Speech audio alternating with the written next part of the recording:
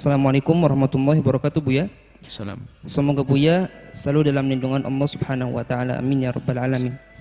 Ada yang ingin saya tanyakan, Buya. Begini, Buya. Kami berkhidmah di sebuah lembaga dakwah. Jam khidmah kami sesuai kesepakatan dengan pengurus adalah dari jam 6:30 pagi sampai jam 4 sore.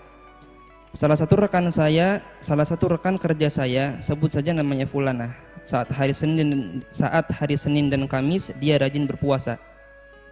Namun saat di hari berpuasa tersebut kadang suka tidur di jam 8 atau jam 9-nya dan juga suka meninggalkan tempat kerja untuk sholat duha dalam waktu yang cukup lama tanpa izin dahulu. Saat hari biasa gak berpuasa juga kadang meninggalkan tempat kerja tanpa alasan yang jelas, tanpa izin pula. Bagaimana sebaiknya Fulana ini, Buya? Apakah lebih afdol tetap berpuasa atau jangan berpuasa agar bisa maksimal di jam kerjanya, Buya? Terima kasih sebelumnya, Buya, atas jawabannya. Kita tidak akan jawab tentang lembaga pendidikan. Kerja di kantor saja sama.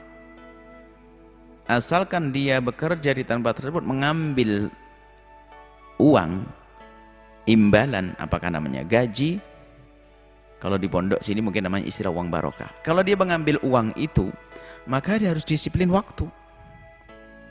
Orang kerja di kantor jam 7 sampai jam 2 siang, maka dia harus bekerja di situ. Nggak boleh main-main. Bagaimana kalau itu baca Quran? Oh, maksiat tambahan.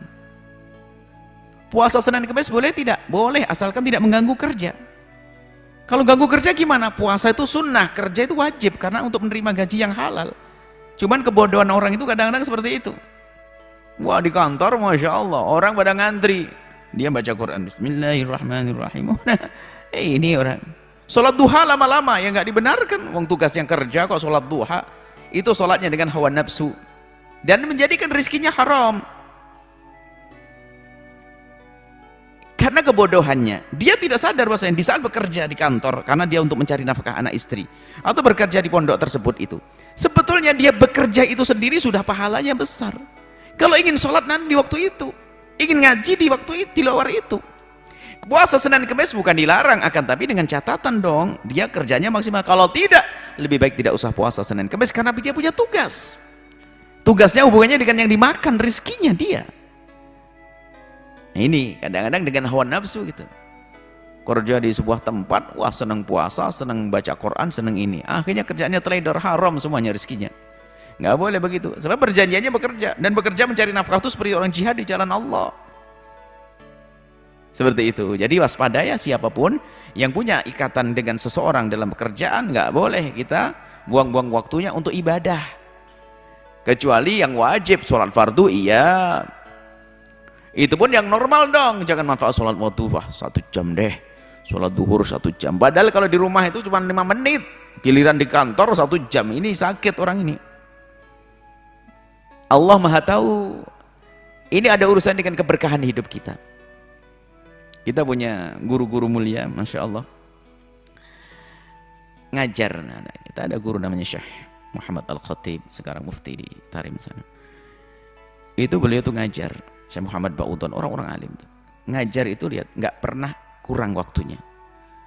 Karena beliau tuh khawatir, takut kurang waktunya, karena beliau ada diberi sesuatu dari kampus.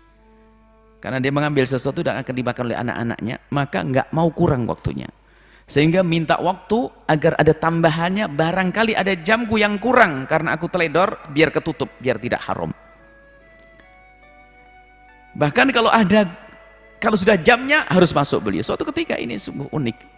Padahal beliau itu dalam menghormat guru itu luar biasa. Habib Salim Asy-Syatiri ada di dalam kelas ngajar kita. Habib Salim Asy-Syatiri ngajar kita. Cuman beliau itu kadang asyik itu kelewat waktunya.